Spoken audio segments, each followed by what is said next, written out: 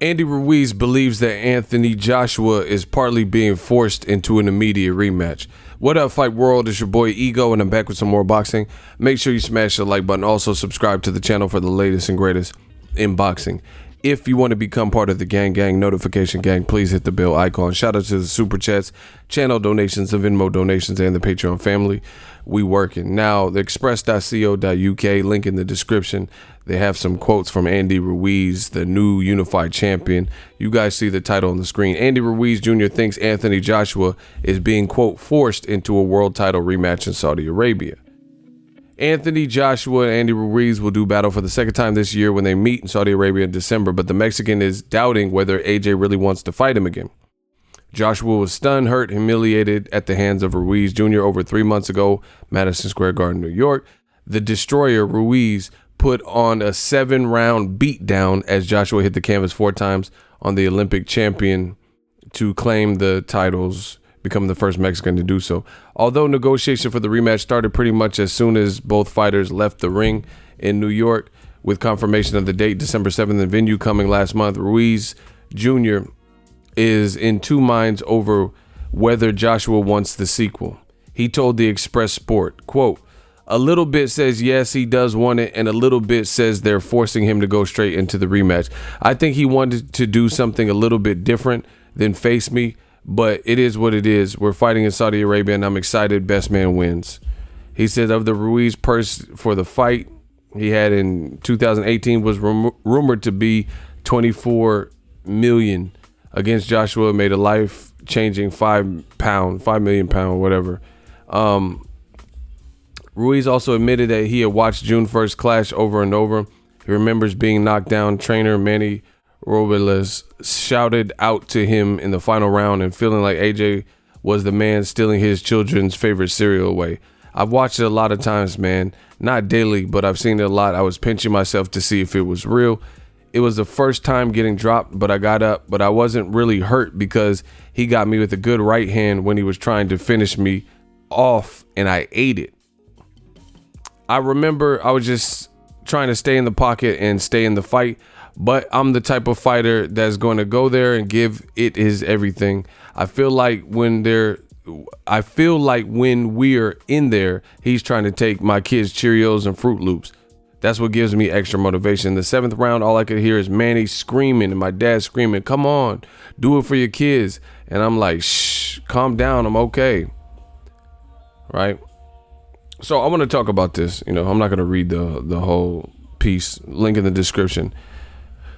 I've said this before, Andy Ruiz, and I agree with him. I think Joshua was forced into the immediate rematch. The bottom line is this. This is a major blunder for Eddie Hearn, Rematch Room, Barry Hearn, DAZN, Anthony Joshua's career. And let's jump right into it, straight to the meat and potatoes.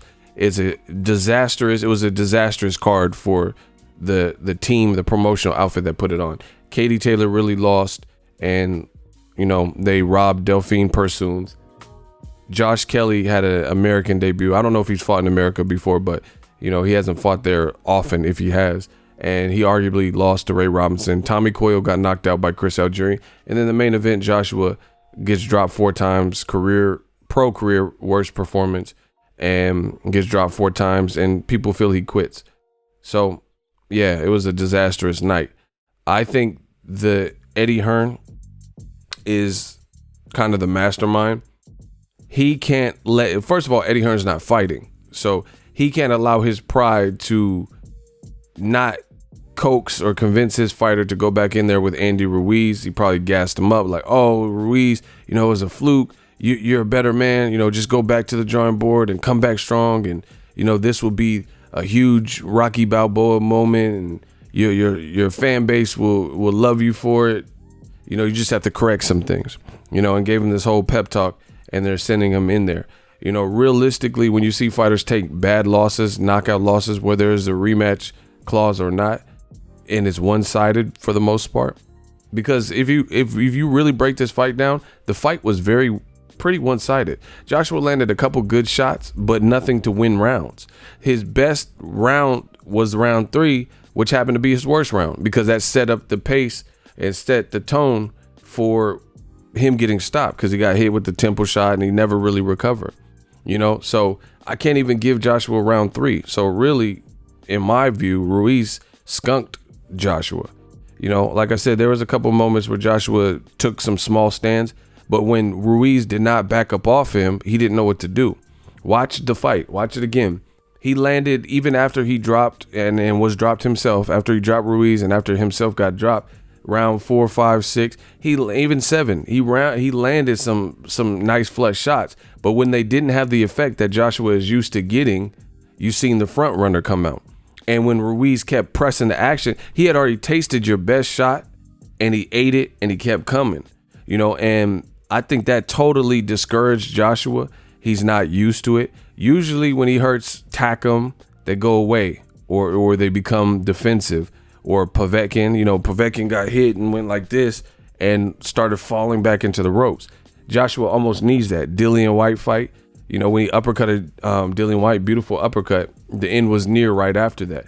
And the exception to this would be the Klitschko fight. I think it was because it was a 41-year-old Klitschko who's already not the most aggressive fighter, being knocked out himself in his career. And he just let Joshua off the hook. Ruiz wasn't having it. Ruiz brought the fire, and he's talking about his kids' cereal being taken away and Lucky Charms and Cocoa Krispies and shit. The man just wanted it. So I think it's a difficult fight for Joshua going into the rematch. It's not impossible for him to win, but I do think he is pressured into doing this. Like, hey, you gotta, because Eddie Hearn knows that if they don't do the immediate rematch, then they lose their options on Ruiz. And if Ruiz goes and fights Deontay Wilder, that would be the worst situation for them if Ruiz loses to Wilder, because then guess what? Wilder will have all of the belts, and that's an easy fight to facilitate because Ruiz and Wilder are both aligned with Al Heyman and Premier Boxing champs. So it was really kind of like a pressured situation and a do or die situation. Yeah, I'm sure Joshua to a degree maybe wants some get back, but usually, like I said, Amir Khan versus Danny Garcia, when you see fighters take these nasty spills and one-sided losses, you see them come to a lighter touch. Like Canelo, when he lost a one-sided beatdown to Floyd Mayweather, coming off the loss, he fought Angulo, El Perro Angulo, coming off of a loss. They both were coming off of losses. Look it up. So that's usually what you see, but they're forcing this rematch because it's do or die. If they let those belts get away, then that'll be even worse. And December 7th, it might be worse if Ruiz wins again. If Joshua does not get these belts back, then this is a horrible look. This is a horrible look for a rematch room. So they might have prolonged it. Joshua, we'll see if he can beat Ruiz. I'm picking Ruiz. I think I just like what he's saying and I like his energy. But I do think Eddie Hearn and team are pressuring Joshua. This was not, if we're being honest with ourselves, Joshua didn't show that he can beat Ruiz on that given night. This was, some people act like this was a fluke. This really wasn't a fluke. Yes, Joshua drew first blood and hurt Ruiz, right? He hurt him. And then he made a mistake of getting overzealous and trying to crush him. But that's already done. You've already done that, and Ruiz fought fire with fire and came out on the winning side of things. Now you've given this man all the confidence, him and his family eating good and traveling and going to Universal Studios and shit. Now you got to take it away. And again, based on the first fight, Joshua did not show anything that leads me to believe that he would be the safe bet to beat Ruiz. Stylistically, confidence-wise, like I said, Ruiz took Joshua's best shots and fought fire with fire. Joshua seemed skittish and gun-shy when Ruiz would retaliate. He would land, boom! It's almost like he wants to stop and admire his work. Bow, bow! Hit you with the two-piece. And then when Ruiz is like, fuck that, bow, bow, bow, and start throwing, Joshua seems bewildered. Like, oh, shit, oh, fuck. It's like he's almost mad that Ruiz is fighting back.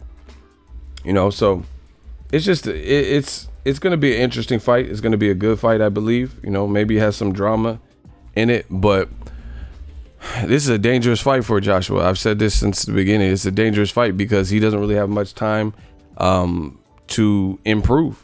He has 4 or 5 months to improve. He's stubborn. You don't want to listen to my channel, Lennox Lewis, any of the people saying, hey, you should maybe opt out and find another trainer. He's like, no, why should I leave Rob McCracken? He taught me how to be an African-American man. All right. So with the same team, you know, and just trying to take a slightly different approach, we'll see. You know, coming in light. I don't even know if coming in lighter benefits Joshua. Coming in lighter will probably benefit Ruiz because he has a full camp. So he don't have to weigh 262 necessarily. He can come in at a cool 254, you know, whatever. Shave a little bit of pounds. When it came to stamina and cardio, Ruiz had the better of that too. So difficult fight. I agree with Ruiz.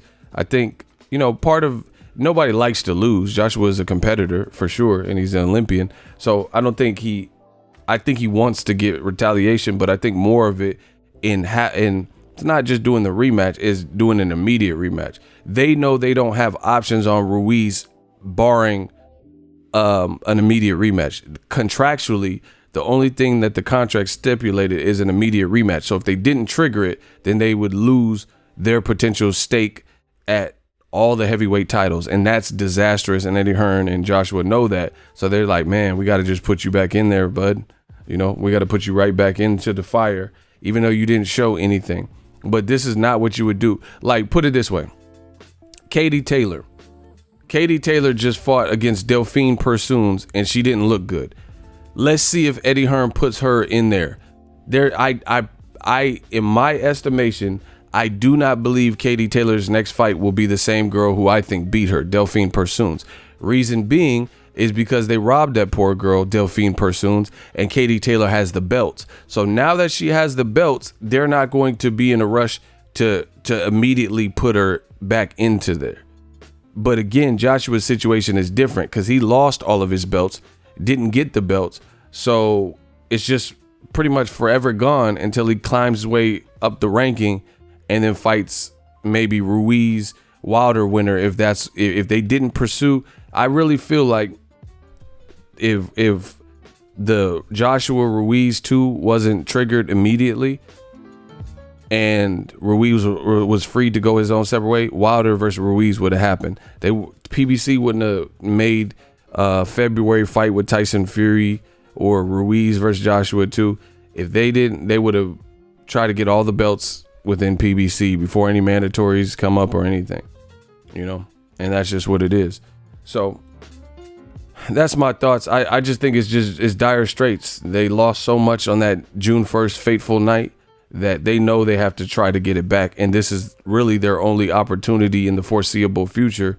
And this is the method in which they have to get it back. But under normal circumstances, like I said, Danny Garcia sleeps Amir Khan. Amir Khan pulls up a guy from 135 to 140 and takes more of a tune-up fight. You know, when Canelo lost to Floyd, he fought a fighter coming off of a loss. You know, this is typically what you see as the fighter's trying to build back. You know, even Tyson Fury, he's claiming he beat Wilder, but it was a draw and it was a rough fight, especially in the 12th round. Look at who he's fighting. Tom Schwartz in autocorrect. You get what I'm saying? So I think Joshua is absolutely being forced into this because of what was lost. If Joshua, like, here's another example to put it in perspective.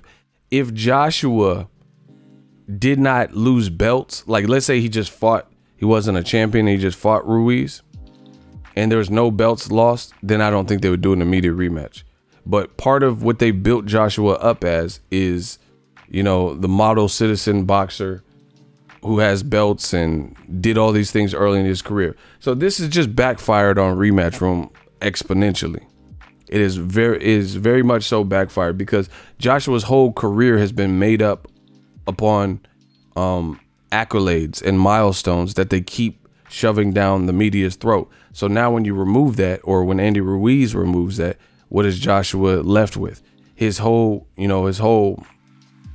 almost image, and it was premature. It's not like he has a Manny Pacquiao, Floyd Mayweather type career, but all you would hear is, oh yeah, I turned pro a year after Tyson Fury. I started boxing a year after Tyson Fury and Wilder turned pro, In my 15th to 16th fight, I fought Charles Martin. I fought Klitschko. I've been carrying the division on my back. My 22nd fight, I'm fighting Rank guy. You know, this is all you hear. They literally asked Joshua, I think it was after the Parker fight when he unified. They said, you conquered UK. Do you want to go conquer America? He was like, no. They're like, do you want to fight Wilder? And he's like, why are you asking me? IBO, IBF, WBO, WBA. And he started shouting out all the belts that he'd acquired. So now then Eddie Ruiz came up here and slept him and took that away from him. He don't have that same image to fall back on. Now you hear Joshua saying things to the effect of like, the belts don't define me. But if that's the case, you should have acted like that throughout your career. Now he's like, oh yeah, I'm a upstanding man with or without the belts. But your whole image was built on having the belts and doing this in your 15-16 fight, you know, fighting Klitschko and unifying with Parker and having more belts than Wilder. But now you don't have that. Now you're trying to act like none of it matters. You know, typical. But again, I think Joshua's forced into this situation because they have to try their best. You know, they have to risk it all to try to get those belts back before they get in the hands of all PBC. Let me know what you guys think. Drop your thoughts in the comment section. We working. So if you enjoyed this video and want more content like this on the channel, you can show your appreciation by going to the PayPal donate button or the YouTube support button, and you can donate any amount that you feel is equivalent to the value of this video. Much more to come. Thank you guys for your support. Boxingego, the future of boxing.